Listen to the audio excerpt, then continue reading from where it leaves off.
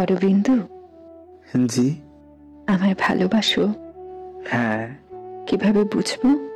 এই যে বলছি আমি তোমাকে ভালোবাসি। আবার বলো।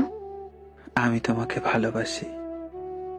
আমি তোমাকে ভালোবাসি, এটা সেফ 3 শব্দের একটা বাক্য অরবিন্দু, তার চেয়ে বেশি কিছুই নয়। যেমন ধরো ইংরেজিতে বলে আই হেট ইউ। তাহলে কি ভালোবাসি বলা নিছক?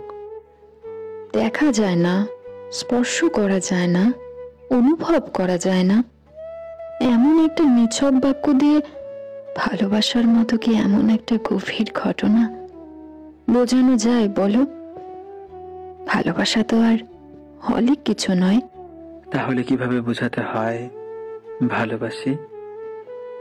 ভালোবাসা হলো ভালোবাসার মানুষটার প্রতি যাবতীয় অ্যাক্টিভিটির সমষ্টি, যেমন কেয়ার, ইম্পর্টেন্স, স্যাক্রিফাইস, লয়ালিটি।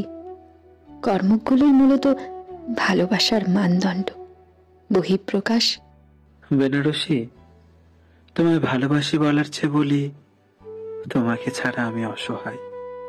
তবুও আচমকা ভালোবাসি বললে ভালোবাসায় একটু একটু আনন্দ বাড়ে অরবিন্দু।